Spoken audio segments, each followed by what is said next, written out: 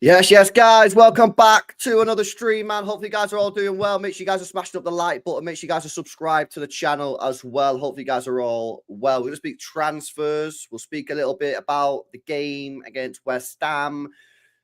Joining me, we've got Hugh. Link in description, guys. HMTV. Make sure you guys are subbed to the channel, man. Yeah, let's get him subbed up, yeah. And we've also got City Ramble in there. I don't know how much they use it, but it is there. So make sure you go sub as well. But you're mainly on like Spotify. That's where I listen to anyway, Spotify. Yeah, all the good places. The good places. Yeah, the good places. So go check them out, guys. Go check them out, City Ramble. Transfers, boys, because it is January. I don't know if Txiki knows. I'm not 100% sure if he's aware. You know what I mean? Because he doesn't do a lot of business usually in January. It's normally in the summer. But yeah, transfers is a big thing right now. You know, we all know what we need transfers. But I want to start off by speaking about Marmoush, because obviously the other night when I was out, City apparently signed Marmoush, and then when I got back in, we'd not signed him, which was a bit of a madness, to be honest with you. But yeah, more news coming out today that City have agreed a 5-year contract with Marmoush for around £60 million, they reckon the transfer fee is going to be ish. But it's going to be from July. So this is what I've been saying. I don't know what you boys think, but I think what happened was City have agreed a loose deal with the player terms. They probably agreed a fee in the rough sort of area with Frankfurt. The full terms and conditions to be applied later on in the summer. And then obviously the Egyptian media and all them kind of guys have got wind of it and then just gone mad with it and thinking that it's going to happen in January. And then everyone's gone, no, it's the summer. Marmoush, lads, what we saying? Do we like this deal? Are we a little bit disappointed that it might not happen in January? Jack Gordon saying it might do, but it's probably not.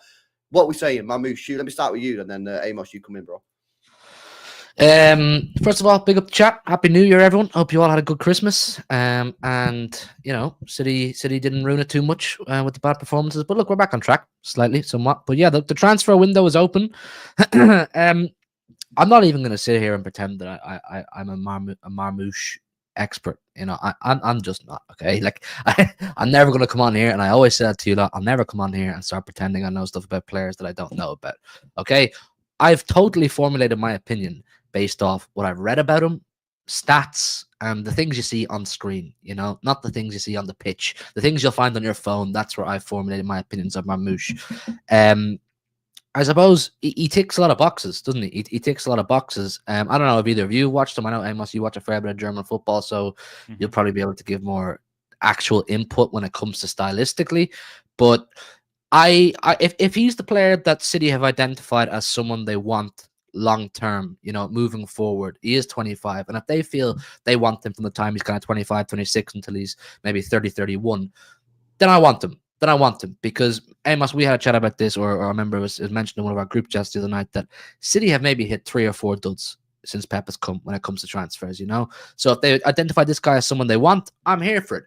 But my qualm with that is I would like it to be in January. I would really like it to be in January. I think we're crying out for the striker backup right now.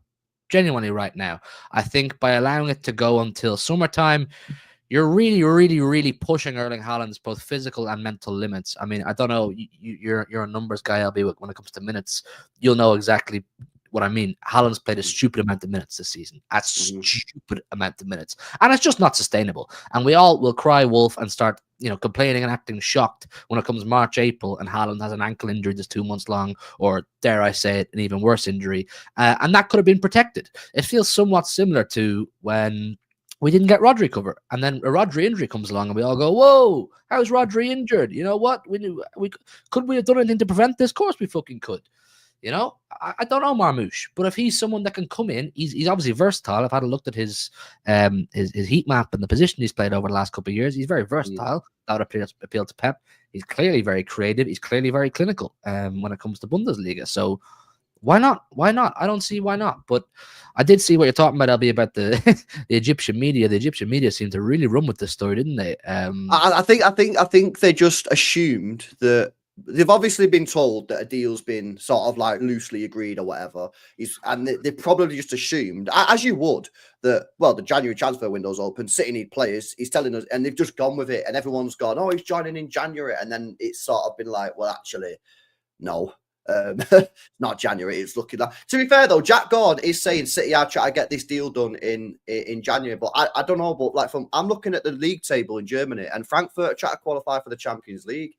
So if they sell him and then miss out on the Champions League, how much would it be worth to them to get in the Champions League versus selling him now? Like I just don't see why they do that. You just wait till the summer, wouldn't you? I'd pay the premium. I'd pay the premium on top of whatever they feel he's worth to get him in. I really like if you're pushing back these major transfers or transfers you feel are critical to the rebuild of the squad to the summertime, you're somewhat surrendering the remainder of the season when there's no need to do that. There's a lot in this season very salvageable and very achievable with the correct business and the correct, I don't know, mentality implemented into the team. If Pep can get the players up for it, you know, all the basic things we talk about on a week-on-week basis.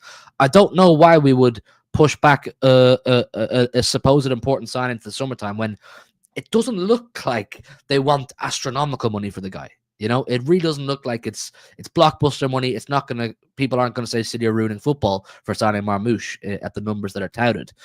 I think it's something City, if like I said, I'm not going to sit here and say I want him desperately because I don't fucking know the guy. I've never watched him. But if Txiki and Pep have gone, Marmoush is our guy, go and get him now. Get him now. And tell Frankfurt, we'll pay you whatever compensation you feel you've lost out on by not having him in your Champions League run. I think that's what an aggressive and enthusiastic about rectifying the mistakes they've made board will do. And I think that's what they owe us at this point. Yeah, man. I think on that as well, City have lost the leeway because they stood still in the summer. And look, we all sat and we looked at the squad and we went, yeah, they've just won 4 Premier League titles in a row. And the mentality, as is always the case, is if no one comes in for a player, we won't sign anyone. But that's not how City operated in the years they won the league. They were proactive. You know, they got rid of Laporte. They brought in Josko Gvardiol. Can anyone sit here and say, well, maybe in the last couple of weeks because Gvardiol hasn't been that good. But, you know, on the whole, you say that's a good move. They got rid of Gabriel Jesus. They bring in Erling Haaland, etc., etc. They stood still in the summer. So I think they've lost the leeway of, okay, we'll just see. We'll play it tight. If they're asking for 20 million more, we won't bow down to them because City aren't in that. They don't have that sort of that free space underneath them. They do need to get top 4. For me, that is all that this season matters. Anything else is a bonus. Deep run in the Champions League, FA Cup, whatever, bonus. But what I think is even bigger than that is you've got a rare position City find themselves in and Guardiola finds themselves in where there is very little pressure on league results in the remainder of this season. Obviously, get top 4, perfect. But you've got 6 months there to work with whoever you sign in January, plus pre-season, plus the Club World Cup to be ready for next season. You want this team to be fit, firing, ready, hungry to go on the first game of the 25-26 campaign. Bring the players in now. It makes no sense waiting until July if they are available. And look, yes, City have been a bit dodgy lately, but are you telling me that someone's going to sit on the hands and stick around at Frankfurt to qualify for the top 4? You know, they're not going to win Bundesliga. They might, I think they're still in Europe. They might go deep in there. I think they won the Europa League, didn't they, a couple of years ago? So there's a small chance they might win a trophy. But look, you've got 6 months, potentially 2 years to work with Pep Guardiola. You're telling me someone's going to turn that down? No way. So I don't think the player would, but would you not think so? The way I'm looking at it from like a Frankfurt position is if they sell him now and they get an extra 20. So say Frankfurt is saying, right, lads, it's 52 million pounds, 60 million euros in the summer, right? Because that's once it's done, right? And we're going to assume that we're going to get Champions League, right? If they sell him now, and they go, if we sell him now, we probably won't get Champions League because he's that important to our side, and they're only third with him having this unbelievable season. So what's the financial difference between Frankfurt finishing in the Champions League spots versus finishing in the Europa League spots? Because for me, if I'm Frankfurt, I'm saying that's the premium. Because if we sell him in January, we're probably not going to get Champions League because we're only third as it is, and he's having an unbelievable season. So if we sell him in January, probably not going to get Champions League. So I don't know what that amount is. I don't know what that money is, but I would assume that if I was Frankfurt, that's the premium. It's got to be at least 40 million. You'd think so. Let me do the reverse card and ask you, if you're in City's position, what's the premium on Erling Haaland getting injured and a significant injury? Because I think that's kind of what we're playing. That's the question that enough people don't talk about. That's enough. The question that people really, really don't consider enough. And when during the summertime, when I was saying pay 110, 115 for Bruno G, people were like, "Whoa, that's crazy." I was like, "I don't think he's a 110, 115 footballer. not close to it." But the premium that I put on, or the insurance I'd pay for Rodri, Yeah, adds up that, to the remainder of what is left after his actual market value. And I think that's something City need to, as you kind of touched on, need to start considering. Stop acting like you're some fucking top dollar businessmen who are going to squeak every penny out of it and save every penny they can.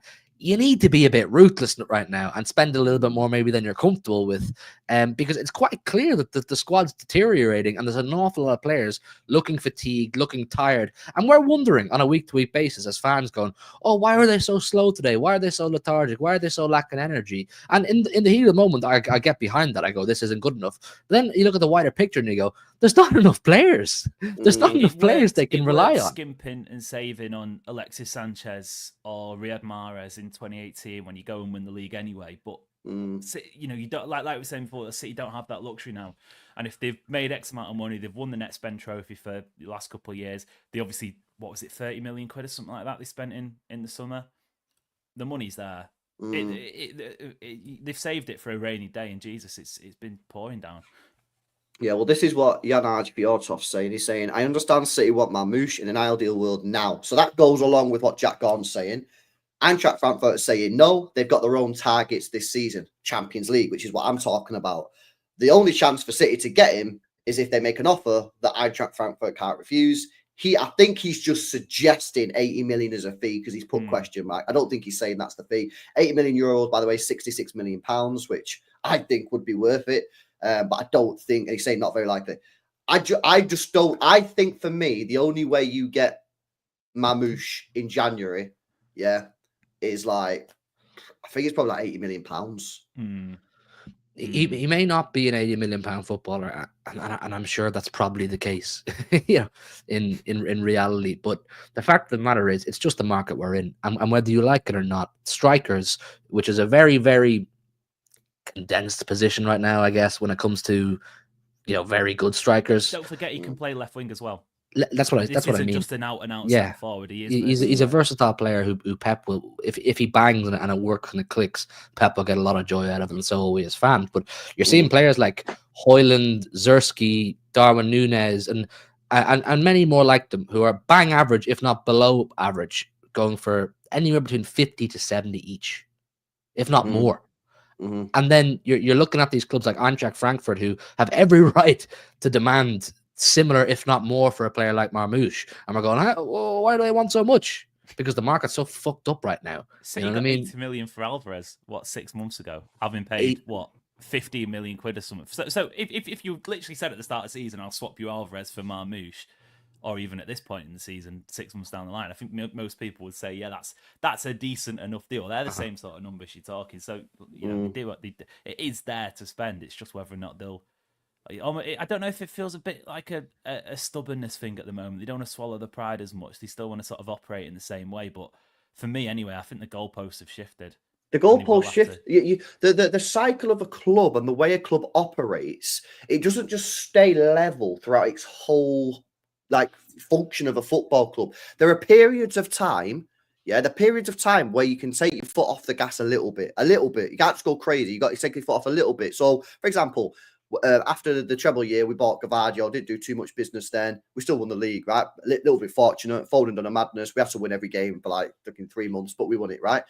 And then there are periods of a club cycle where you need to invest, and other clubs know you need to invest. And when that happens, you got to pay up, man. Do you know what I mean? Now, for me personally, if you can get Marmoush in and Frankfurt are willing to do a deal, anything at less than 80 million quid, euros, which is 66 million pounds, I think that's an absolute unbelievable price based off of the numbers that he's putting out this year, what he's done a little bit last year. I've not seen him personally, but obviously going off the numbers, going off the clips, and going off what people are saying about him, that seems like a good price from what people are saying. I need to watch him myself, but I just don't think you're going to be able to. You're going to be able to get him at that price. However, at the same time, maybe City have been encouraged because Janaj Fjordsoft saying this. I don't know how good he's a source. Jack Gorn saying City are trying to get him.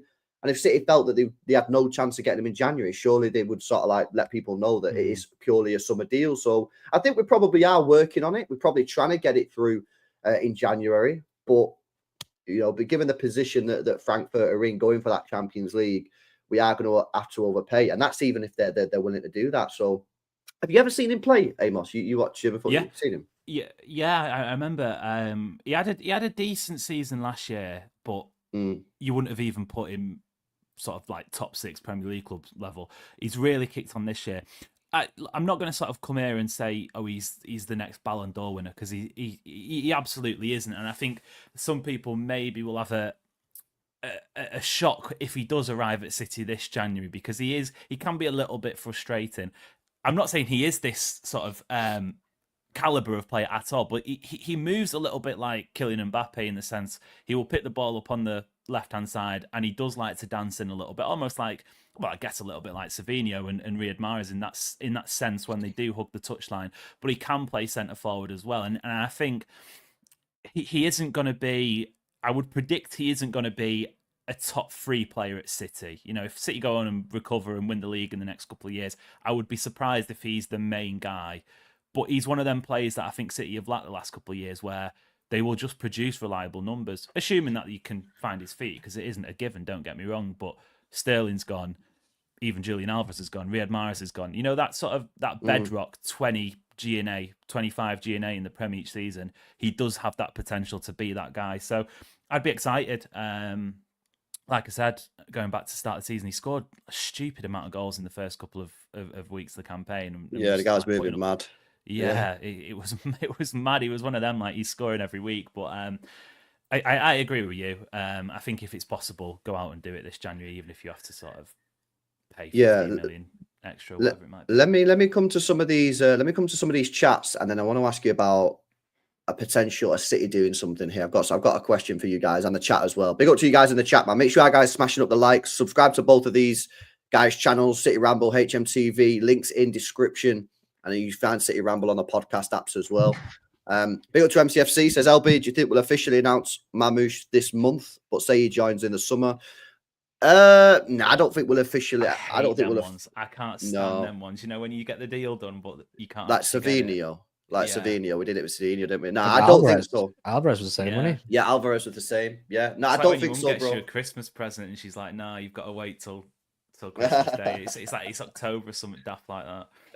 Yeah, no, I know what you mean. Yeah, nah, bro, I don't think so. I think it'll probably be announced in the summer if it's true. I mean, it might not even be true. I mean, we think it's true. We think there's some sort of legitimacy to it, given the fact that the whole of Egypt was tweeting about it, saying it was legit, and pretty good source apparently. Saying it was legit, and then Jack Gorn's talking about the fact that we are interested. So I imagine it probably is true. But yeah, I think it'll be the summer that it gets announced, bro. Big up to Keegan as well, man. I appreciate you becoming a channel member. Appreciate that, man. Thanks very much for supporting me on the channel. Big up to Keegan. Big up to JTI as well. Says big up y'all in the panel and in the chat. Smash the damn likes up, people. Big up JTI as well, man. Appreciate the support, bro. And big up to Echo Falls as well, who says past windows, the club was building on wins. Now they're forced to fix errors. They're going to have to suck it up and bite a few bullets. Sign him now. This is the truth, man. They're going to have to do this. Now, the question I've got for you two, yeah, and for the chat. So I'm going to pull some of your comments up on screen here, guys. Here's the thing, yeah.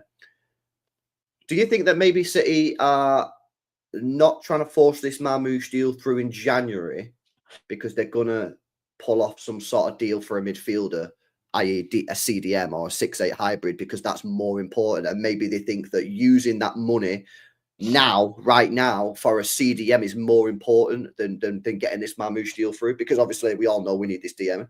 Amos, let me come to you on that one. Probably, but it's the same sort of question, who?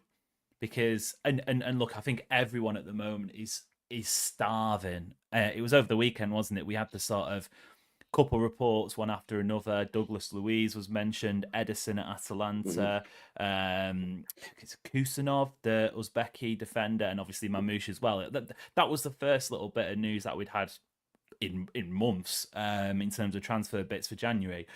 But as much as I think City need to sign, and I do think it is a need, not a want, I agree. I think Guardiola spoke about it over the weekend as well. There is genuinely no point in just doing it for the sake of it. And that's something we hear managers say constantly, all the time. We're not signing for the sake of it. We're only going to add if it's necessary. The argument against that for City at the moment is, well, they don't have a profile of player who can play holding midfield. I rate Kovacic. I think he's done a decent enough job given the circumstances, but that isn't his position at all. So you would say City do need to address that position. But if it's a Calvin Phillips style signing where they come in, they look decent at another team, first game they play or the first couple of games they play, clearly not good enough.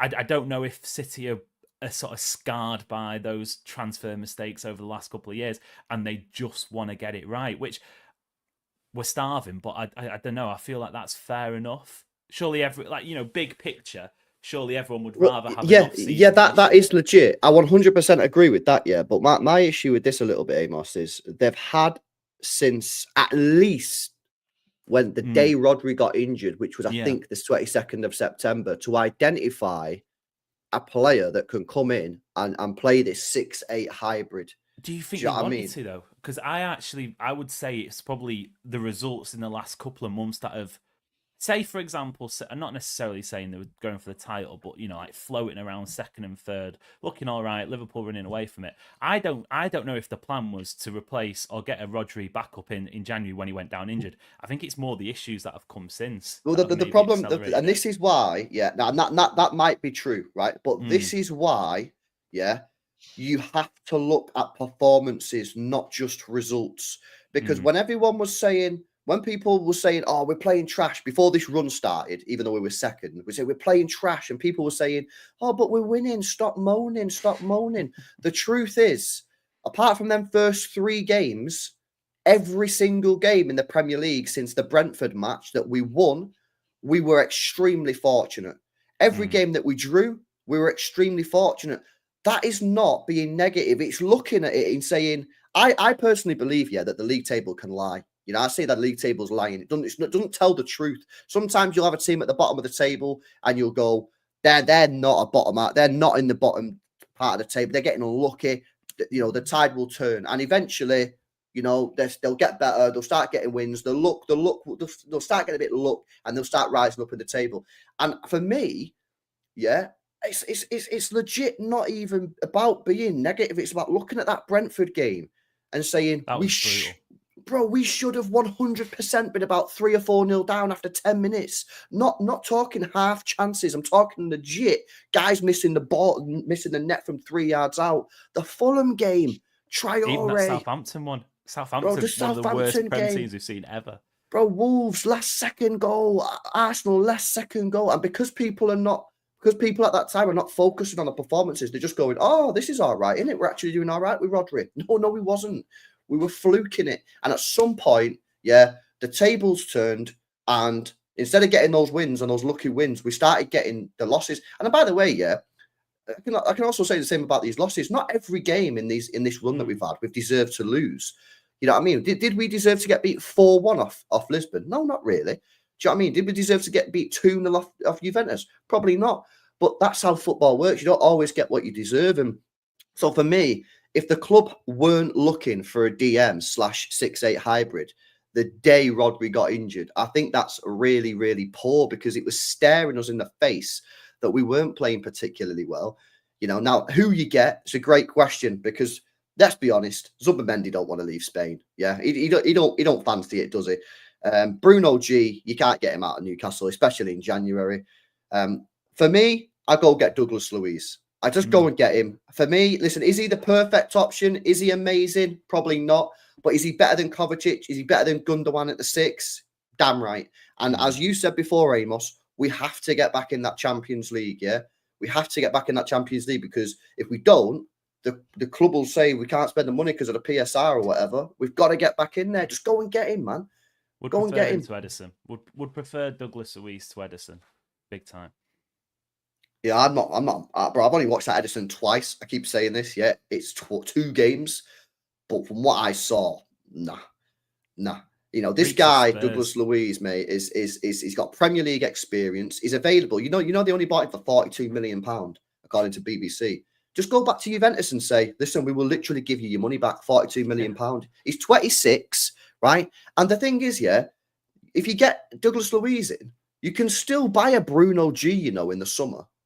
You can still buy a Bruno G because then you just get rid of Kovacic in the summer. And then, you know, Douglas Luiz becomes your Kovacic. You've still got your Bruno G. You've got Rodri. And you've got those three just rotating. And then you've got your Foden. You'll need to buy a new creator. So for me, it's just a no-brainer, you know. Listen, is he my number one choice? No, clearly not. But if the option is Douglas Luiz or nobody, I know which one I'm going for. And it's not nobody, mate. You know? Hugh, what you saying, bro? I'm not sure about the Douglas Luiz one. I like him as a footballer, but also my head tells me a little bit it might have a bit of a Calvin Phillips sort of vibe to it. You know, you bring in a decent player from Aston Villa who went to Juventus, didn't totally work out, comes to City, isn't quite what we're looking for. Is it just desperation that there's another one of those decent number sixes out there from a time ago, and we go, yeah, bring him in, he's the answer to our problems. And then there's just the nature of Manchester City Football Club and the way they operate. Are they likely to go and buy a player that they let go previously? I don't know. I think their pride sometimes gets the better of them in those situations. Because if we were known for, I'd be saying go after the likes of Pedro Porro. I think we might have taken more action on Liam Delap already by now. I don't know. Was it not a bit different though? Was it not work permit with Douglas Luiz? Yeah, it was. I still feel the same now. I still think some Pep quotes because he did have, I think, was it 2017-18, he did a pre-season because there are pics of him in a City kit. Yeah. No, to see if Pep said anything about him. I'm sure he couldn't get a work permit. No, it was a work permit. It definitely was a work permit issue. Yeah. But at the same time, I just don't know. I just don't know. I mean, look, I think I'm the same as you, LB. If it's a case of Douglas Luiz or no one, I'd take Douglas Luiz because there is a sense of desperation. I just feel, look, bottom line is we can sit here and nitpick at all the different positions that we feel we need players for and who we would like in each position. But the bottom line is this business needed in January. I think that's bottom line. There's absolutely, I think the squad and the club and the fan base are crying out for some sort of urgency to come from the boardroom. You know, just a sense of, all right, they're trying. That's what I said this morning. It's about the morale, isn't it? And I think if you get a player through the door, this is why, yeah, if this news about this Kusanov guy, yeah, is true, that we're nitpicking over £2 to £3 million, I think the club are very stupid because even though I don't know how good this guy is, just signing a player will give everybody a boost. It'll raise the morale because like you're saying, Hugh, everyone will just go all of a sudden, yes, come on, man, we're signing a player. The players in the squad will look at it and go, come on, man, yes, we got a player because they need help. You think these players don't know that they need help? They need help, man. Do you know what I mean? And that's why, for me, if this is true about this customer, let me ask you a question, yeah? Because your Belaber at Brighton, we were speaking a minute ago about Marmoush, and the reason we probably can't get Marmoush in January is because they don't want to sell him because they're going for top four. Brighton right now are mid-table. They're not going to get Europe unless they go on a bit of a mint run towards like the second half of the season, and they're not going to get relegated, right? If you go and drop 80 million, 85 million on Belaber, it's going to cost that much money because it's Brighton. Why would Brighton, when they're not going to realistically, they're probably not going to get Europe and they're not going to get relegated, why would they say, no, we're not selling him? Plus, do you like Belaber? I reckon they'd probably want 50 million more just the way they operate. They are like the least selling club. And there's one or two clubs you don't want to be dealing with in January. It's probably them. There's one or two clubs you don't want to be dealing with in general. Probably them. Do you like him though, Belaber? I do like it. You know what? You could give me about half of that Brighton starting 11, and I'd like it. Because genuinely, you do look at them and they're fantastic.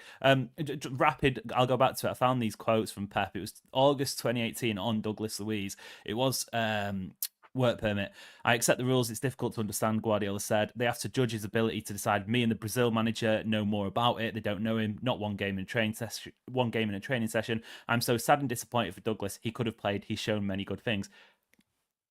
Maybe he fancied him, but then I don't know. It's done on a point system, so I don't know if it's changed now. When was that? 2018? 2018, August 2018. So was that after Brexit?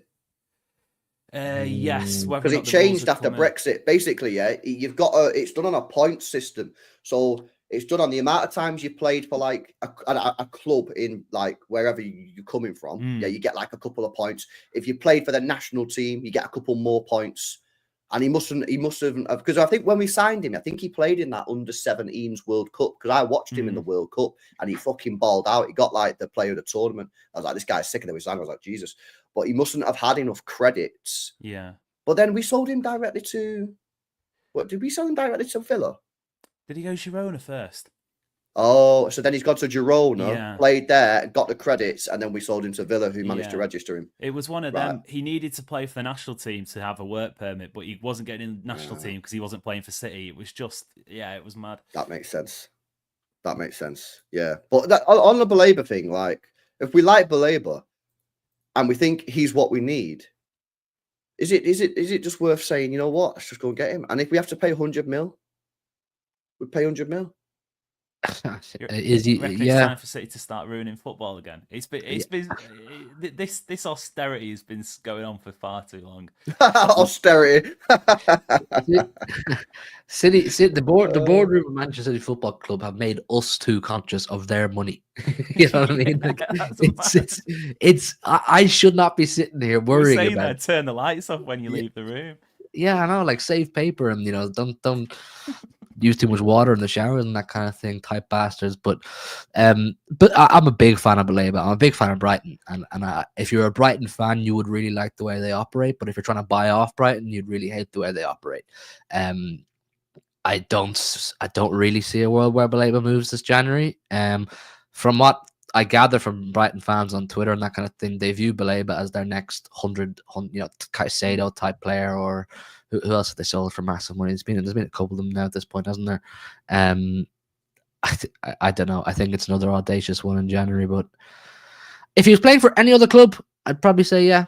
But I think you could find yourself spending a lot of time ringing to Brighton and trying to see how they're going to budge. And Tony Bloom will always say no. I can't lie, lads. Who Baleba's replacement would be, and you sign him instead, because you can no doubt in 2 years' time when Brighton probably do go and sign him, he'll be the next one for 150 million. Yeah, well, this is another guy that people keep on telling me about. I don't know. Have you seen this guy, Amos? Bits and bobs, yeah.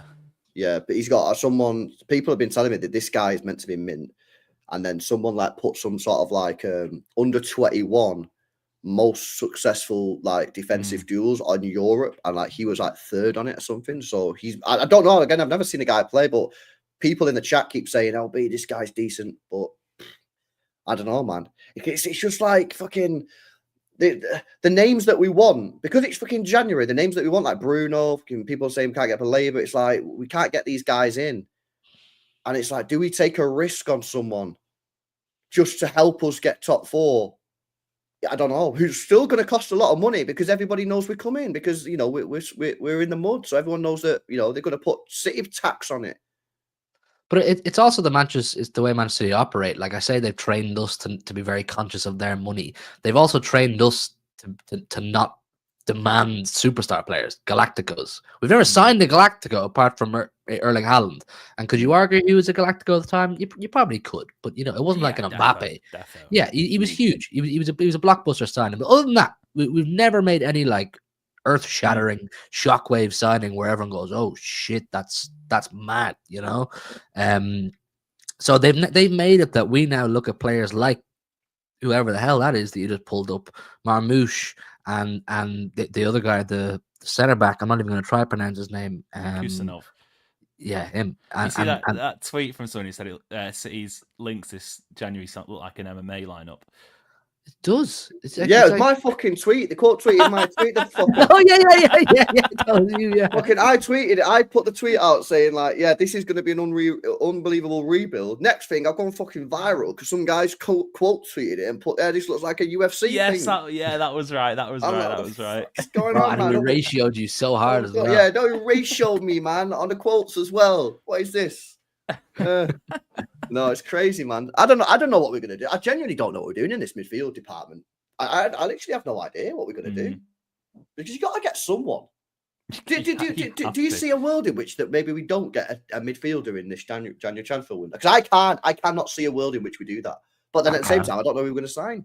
I can see it 100%, and it resonates with me so much. But I can't tell you which one it was. It was either Khaldun or Txiki. One of them did an interview many years ago now when everything was going swimmingly, and it was easy to say these kind of things when I was going great.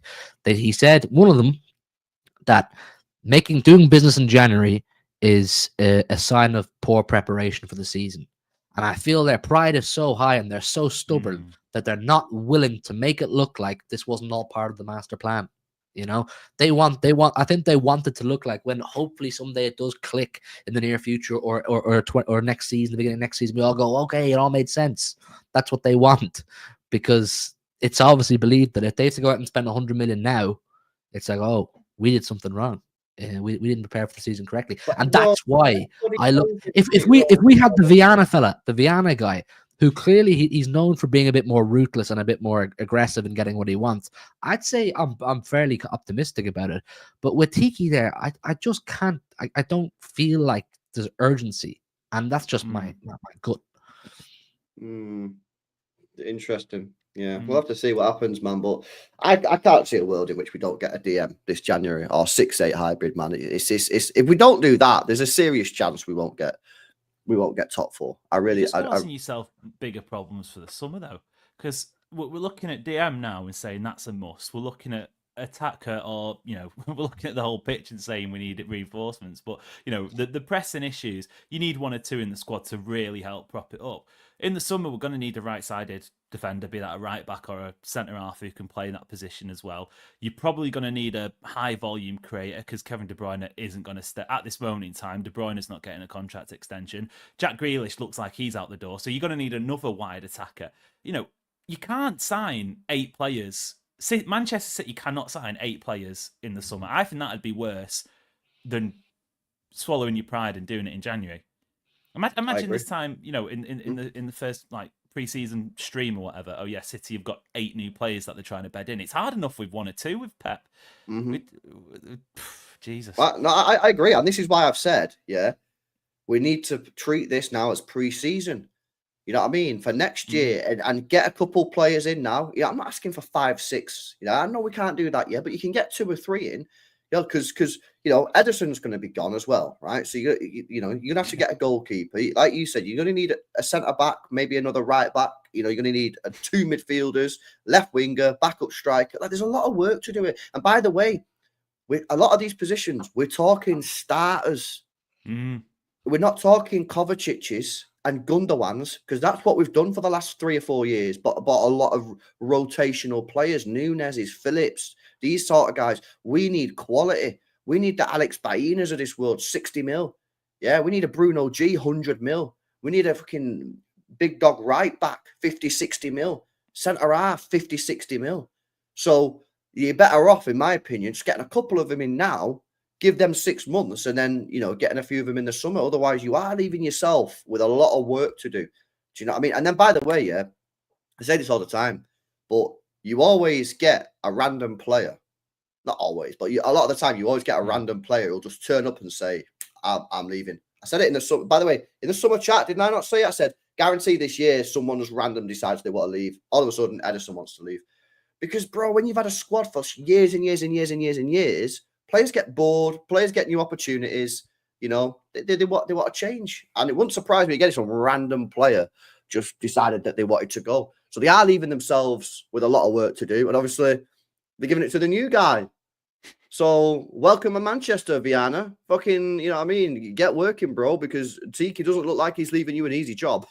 I say that for someone. Let me go through some of these chats. Just get familiar with the bank details. That's all we need. Just get familiar with the bank details. Yeah, that's not even that. Just get it on Apple Pay. Just make sure you know how to tap the card. Yeah, just know that action. And once you can do that, mate, everyone's happy, because the stubbornness has become a huge contributing factor to the downfall, and the pretty quick downfall. I think we all know a huge amount of the problems this season were preventable last summer, and as we're all agreeing, a huge amount of the business required next summer is achievable right now. It's a case of you can do your homework before you go home. You could do a lot of your work now. You got to stay behind after the bell. Yeah, if you get 20 minutes at the end of the class and last class of the day, you start rushing through your maths homework so you don't have to do it when you go home, and you can just chill for the evening. You could in theory do a lot of that right now. So bit of urgency, man. Bit of fucking urgency. I don't know, man. It's Manchester City. You never know. Yeah. Let me go through these. Guys, make sure you are smashing up the like button if you're not done so already. Get these likes up. We're on 190 likes. Come on, man. 10 people. Let's get to 200. We got to Professional Sad Fan with a $10 donation. It says we shouldn't even be worrying about forwards right now. Priority right now is getting a midfielder in now. Plus, the front line will be packed. Our defense will probably always be a weak spot, says Professional Sad Fan with the 10. I think we do need a backup striker, personally. But I do agree that the DM position, and actually, because our defense is so horrific, I actually think the defense is a priority as well. I have it midfielder, defender, attacker. Right. That's my priority. You it's disagree? Weird for me. No, I don't disagree at all. But whenever I make a case for one of them, I'm like, no, actually, this one's bad, and no, actually, that one's bad as well. It is like a trident all pulling in the same direction. I think you solve a lot of problems by doing the three, and I agree. As you're saying, yeah, they don't have to be. In January, at least, I don't think City need to buy the guy. You know, they don't need to be, unless it's Bruno G, but that's not happening. They don't need to be splashing 100, 150 million on the next superstar. At the moment, I think this squad just needs a bit of help, a bit of agreed. Yeah, just a bit of support. It doesn't have to be this guy's going to come in and win City the Champions League. Be nice, but I just think it needs to be one or two of them squad players, and then in the summer you can look at addressing the bigger issues, getting the bigger names in. If you don't, you're just going to cause yourself issues. More issues. If Txiki really wanted to leave on a high note, he could go and find 2 or 3 more Akanji type players. Like where'd you find Akanji? How'd you pull that one out of the bag? I said it in the summer. Go get Trevor Chalobah for 20 million. I got laughed out to put Gaff, bro. Right back, left back, he's not an Akanji type player. He's not an Akanji type player, Trevor Chalobah.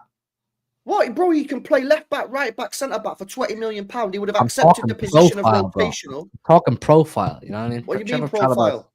Trevor Chalobah's profile is too high and he's too well known. Like, no one fucking knew Manuel Akanji before he arrived at Manchester City, or at least if you did, you probably didn't.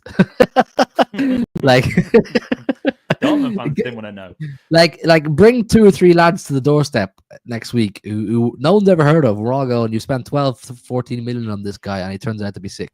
Like, go and do that, man. You're clearly capable of it, but not Chalobah. Not Chalobah. All right, fair enough. You've got a weird thing for Chalobah, man. You're a big fan of him. No, I tell you why it is. Yeah, I'll tell you why it is, because I knew going into this season that defensive 7 players was going to cause us issues. And I cannot believe the club allowed us to go into the season with that 7 personnel. When one of them was Kyle Walker, who's been on the decline for 2 years. That's not slander him. That's facts. One's Rico Lewis, who half the fan base don't even think is a defender. Another 25% don't even think he's good enough. And then the other 25% are repping him. You've got John Stones, who's never fit, and Ake, who gets injured as well. So you've got basically 3 players that you can rely on: Gvardiol, Diaz, and Akanji. And I cannot believe we didn't go in and just get one more player that could just bolster, that position. So basically, if you would have got an extra player, all those games that Simpson Pusey would have played, although he didn't play too bad, to be fair, you would have had an actual senior player playing instead of academy player that no one even knew, let's be honest, at the start of the season, unless you watch the academy. And it didn't have to be an expensive thing. This is what I'm saying. When you talk about these type of players, people think, oh, you can't just have all these world-class stars, You need to build a squad, and you need to have squad rotational players. Now, I agree that actually we've kind of got too many squad rotational players. Not in defense, we don't. Not in defense, we don't. Yeah, we could have done with one more. And that's why I get a little bit frustrated with that, because I cannot believe we went into the season with them 7. I think it was wild.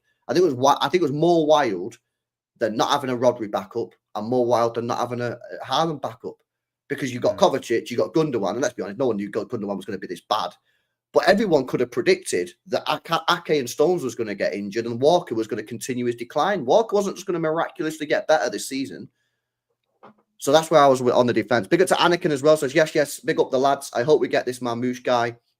Looks like a proper baller. Hope we get Bruno G in the summer. The guy is perfect for us. The only way we get Bruno G in the summer is if they don't get Champions League, bro. If Newcastle get Champions League, I don't think we've got a chance, to be honest with you. No. How much to get Jordi Portier? Stream collab, Mr. Watch Along Goats. Drop us $500, bro, and we'll make it happen. Come on, man. Come on. Each. Each. Yeah, one for me. Yeah, One for you John. didn't put my name in there, but if you want to get the three of us back together, I'll do it for 500. I'll take commission. No. If you's on it, it's gotta be a grand, bro. It's gotta be a grand. Big up to LB as well. Says Amos. You know about this guy, this Joro, bro? This guy, yeah, LB tweets about this Joro Hato every single day. Ajax player, 18 years old. He's got an estimated transfer market value of 30 million, by the way. He's going to be for an stratospheric, 18-year-old. He's going to be good. So why are we not being linked with this guy if he's the next big thing? I think Arsenal was sniffing around him in the summer. They might have made a move. I can't remember, but it got rebuffed. I think basically Ajax are saying no, and I don't know whether or not that's his player representatives as well, who are like, just let him cook. You know, leave him in the oven. You don't want to take him out when he's not ready. Because 18, like, you know, you see Lenny Yoro, for example, go to United. Obviously, got a bad injury, and the talent's obviously there. But even Amorim's like, I don't want to throw this guy in yet. I think we forget how young 18 actually is for a footy player. You know, you do. I think it's right for him to sort of stick there. Next couple of years, I reckon Real Madrid. I'm talking. I think that sort of level for him. Jeez. Yeah. I don't know these ballers, mate. You know what I mean? I don't even know these guys. But yeah, apparently it's meant to be good. Let me just quickly before we sort of end in a few moments. Let me ask you about that West Ham game then. 4-1 on paper looks good. And some people will say, why are you moaning when you won 4-1? However, it could have been very, very different, Hugh. I mean, they had many, many chances at 0-0. Very fortunate, I think, to be honest, that their finishing was atrocious. But there are signs of improvement at the top end of the pitch, definitely. You know what I mean? But the defense and the midfield is still really bad. What are you saying now on this team? Do you think we are getting better, or do you think it's too early to say? It's too early to say. I think it's too early to say, but I think it's a good platform to boost from and to take confidence from, because I think you're right. I think a lot of the forward players did look like they were building some confidence, maybe a bit of morale is on its way back. Savinho, obviously excellent the last two games. Haaland, both his goals, absolutely brilliant. Genuinely, the one where he chipped the keeper was that was vintage Erling Haaland, and it was so refreshing to see him doing that again. You know, you took it for granted when he was doing it week in, week out for so long, and then it kind of dried up and you miss it. And then Foden getting that goal, he needed that so badly. We could sit here all night and talk about the Phil Foden form this season. But the attacking area of the pitch, I was pleasantly happy. You know what I mean? I was quite satisfied. But then look, the defensive area of the pitch, you know, it's a sticky one, isn't it? And I mean, I guess we were fortunate that the cookie crumbled on our side against West Ham, because you know, those kind of chances have been given to other clubs who have punished. West Ham just didn't punish. So I do get the arguments that on a different day, it could have been a totally different scoreline, and it could have been a totally different mood at full time. Like the talk from pundits on TV, the talk from journalists and papers, the talk from everyone was what West Ham could have done. They could have been 2-3-0 up in half an hour, and all of a sudden everyone's stressing again. But it didn't quite happen. So I think, as a fan base, we can talk about it and we can be concerned about it, but the players and the management staff have to do their best to take confidence from it, have to do their best to build off it, because we don't have a lot more room for downfall, do we? We don't have a lot more room for errors and mistakes. I mean, I like the way Pep spoke about Ake. I think you texted us when he went off or during the game, Amos, saying he looks injured again. And he's probably been playing injured for ages, you know. Well, so the what defense Pep was saying, wasn't it? He's saying thank you very much to Nathan Ake. He's been, and Ake strikes me as that type of guy anyway. That he'd put his life on the line for the club. You know what I mean? He's that type of guy. He's a warrior. He's a warrior. But just like all defenders, they like to play with the same personnel week in, week out. There's no backline ever, and to name one to me that chopped and changed as much as ours does, and had, you know, the quality of success that we're striving for. Because even during the treble season, we had a very consistent backline, didn't we? We had a very consistent personnel, and now it's just so difficult. Like, that's why I do have sympathy. And in the heat of the moment, when say Vardiol makes a mistake or Akanji makes a mistake, I'll go, "You fucking bozo! What are you doing? That's so bad." But then the bigger picture is always, these guys have such a difficult task. You know, that the players they like playing with are injured or not available. Then they're not in the team themselves the following week. And the whole shape and the whole morale and chemistry of the probably the most important area of the pitch in our current condition is is really, really staggered and really, really lacking cohesion. So I would like to see, injuries permitting, that a bit of a run happens with the same personnel, even if it's not the ones you want. Even if he decides he's going to play Kyle Walker for the next 10, 15 games, I know a lot of you have a meltdown, but I would like to see it as long as he's beside the same 2-3 people week in, week out, and just a bit of chemistry gets formed, a bit of happiness. A bit of happiness. I hear what you're That's all. saying. This is why I wanted to see the same starting 11 against West Ham. And even though I really love McAtee, I really wanted to get a chance. I had to stick with the starting 11 that beat Leicester, just because I'm like, bro, we've not won football matches. So we've finally won a football match. Yes, we fluked it a little bit against Leicester, but I've just got to take whatever W I can take from that game and say, start again. And it worked. We won the game. Do you know what I mean? And yeah, I feel sorry for some of the, not all of them. Some of the players I don't feel sorry for, but some of the players I do feel sorry for. The Gavardiols, the Akes, the Akanjis, who, Gavardiol this season, has only not played in one game all season. Madness. For club and country, which was Liverpool away. He's been involved in every single other game. Now, a couple of the EFL games, the Carabao Cup games, he came off like 15 minutes, but he's played in every single game for club and country bar one. No wonder he's starting to make mistakes. Akanji, he's played in pretty much every game apart from when he's been injured. Do you know what I mean? And he's injured, and now he's starting to make bozo errors on a regular. These players are not fit. These players are not ready. You know what I mean? And yeah, there's some bozo errors, like you shouldn't be making them regardless, but it's mental fatigue, man. These guys are not there, but you can't rest them because none of the players are fit.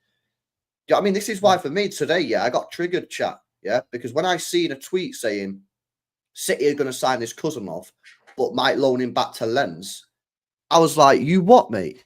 Are you telling me we're about to sign a defender that we're absolutely dying for and you're going to loan him back? We need a defender now. To take the pressure off. Charity work, not about that.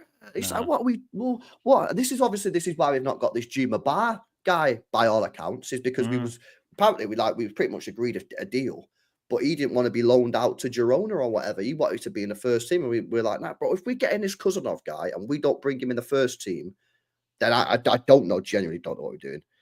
I don't know what we're doing because these players need a rest. Gvardiol needs a rest, but the only way you can give Gvardiol a rest is if you play Ake left back. So to do that, you need another centre back, and we don't have any apart from Simpson Pusey, which is obviously you don't want to just throw this kid in there. Yeah, he's picking and choosing. He's only doing it when we absolutely have to, and I get that. Listen, he's playing with a bunch of players that are making mistakes, and you don't want this guy to get cooked. But we need another player, at least one, maybe two, mate. To be honest with you. So if we do get this Cousinov guy, guys, we got to bring him in. We can't be loaning him back to Lens. Yeah. Well, we're watching fucking Nathan Ake play fucking 65 minutes on one leg because he's got no other players. Gvardiol, you know what I mean, who's on a ventilator pretty much playing every game. Come on, man. So we'll see what happens with that. I still think we're going to sign 2 players plus Echeverry. I've got to get at least 2 in. If the club don't sign no players, man, I don't know what we're doing. February's brutal as well. February is absolutely them fixtures in Feb. Assuming City get through in the Champions League as well, which still isn't a given, but there'll be another 2 fixtures in there, a Champions League playoff, which it could be a Milan or it could be a Atleti or it could be. It was probably going to be a difficult game. February at the moment is looking grim. You've got to add players. As well, bro. We've won 4 games against the top 6 sides since the start of last season, and 2 of them are against United. Like we are terrible against the top 6 sides at the moment. Terrible. We've won 4 and 2 against United, and I guarantee you'll get some City fans going, "We'll beat them all," and it's like, I mean, it's not. This is why we have to. This January games against Brentford and whoever we've got against, we've got to win them.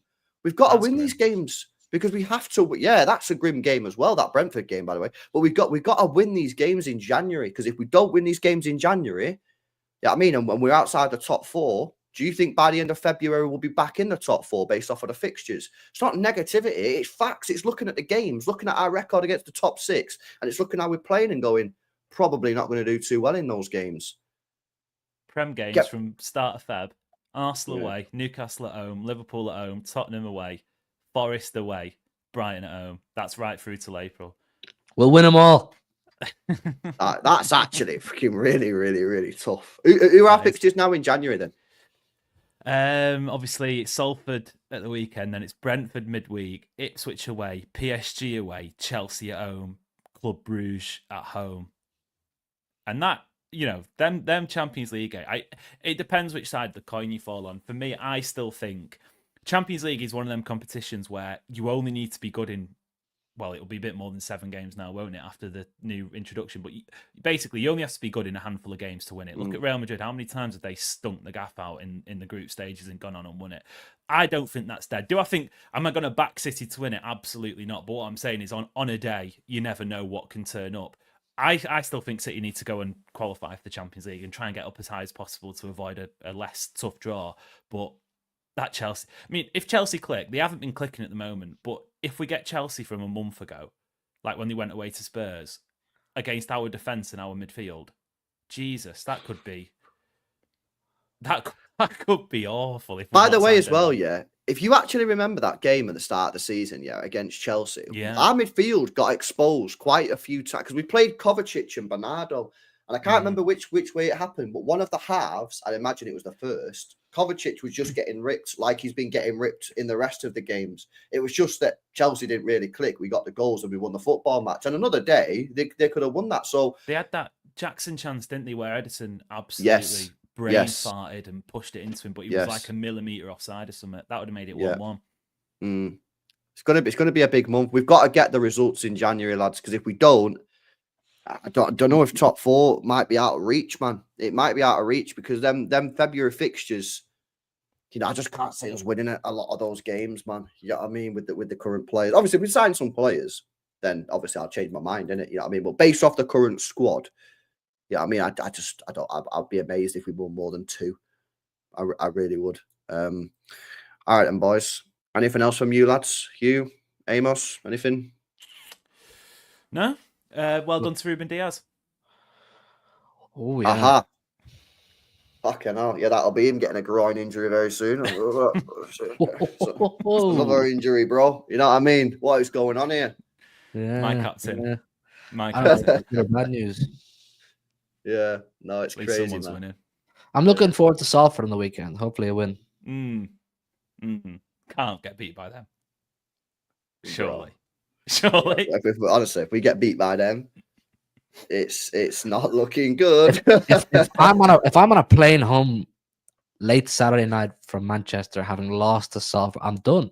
I'm done. I'm not going back. If I come home Saturday evening having lost to Salford, I'm not going back. I'm done. Finished. Do you know the bringing? They've got 5k fans, and they've sold the allocation out for 5k. They only average 2,000 at home. It's just going to be United fans, isn't it? It's going to be like the stands are going to be like a derby. Yeah, it'd be the same if Oldham come. You know what I mean? It'd be the same as that. You know what I mean? It's yeah, it is what it is. But we got to beat them, man. Just quickly on that game before we wrap up. Do you think he'll rotate a lot, or do you think he'll be like, "We're shit. I've got to go strong." Bear in mind, we got Brentford away on Tuesday. I think it is. Yeah, I reckon we'll see like Doku in there, maybe Gundogan, because like these. Another thing we've not mentioned: these players need confidence as well. I think confidence for this team, as bad as the issues are, if you can get this team clicking on good vibes, that would go a bit of the way to sort of helping City out. So I think semi-rotation. If James McAtee doesn't start this, then I'm joining you, Hugh. Did you guys see the things about McAtee? 40 million quid Fulham, they reckon. Yeah. I don't know what the source was. I can't remember, but that's what it was going on Twitter. Be a good move for him. Yeah, I'd be pretty annoyed if he goes there, to be honest. All right, and boys, big up to Vasco says summer transfer. We need players now. I mean, everyone's saying this. Everybody's saying this. Yeah, I think City will probably be a bit frustrated that this news has come out about Marmoush, because now everyone's just saying no one knew about Marmoush at all. We weren't linked with him once, and then all of a sudden, well, we kind of were, but like not serious. And then all of a sudden, it's like, yeah, we're getting Marmoush, but we're getting him in the summer. Now everyone's like, fucking get him now. It's like City, like fucking hell. I mean, I'm big up to Sad Fan again with another donation. Man says, to be honest, we should fire our defense and set piece coordinator as well every season apart from the treble. and the season. Diaz and Stones were good. We've been terrible. We need to build a world-class defense. Bro, I'm 100% on that on the set pieces. I think our set pieces are atrocious. The corners, when Kevin De Bruyne takes them, are more of a threat to ourselves a lot of the time than they are the opposition. I fully back that. Foden has started taking some decent ones on the right, though. So credit where credit's due. Yeah. But KDB, I think he's the greatest City player of all time. Not a massive fan of him on set pieces. I'll leave it at that. All right, and boys, big up Lee for the raid as well. Guys, make sure you are subscribed to HUGH's channel. Link is in the description down below. HMTV, City Ramble, links in the description as well. Mainly on the Spotify's, though, and all the podcast apps as well, City Ramble. Listen to him, man. Give it a go. I started listening to him. You know what I mean? Enjoy listening to the content. So go give him a go. But yeah, listen, let's see if we can make it 3 wins out of 3. If we can beat the mighty Salford, who knows? Let's see. Big up to you guys. Smash a like, subscribe to the channel, and we'll see you guys in the next one. Peace out.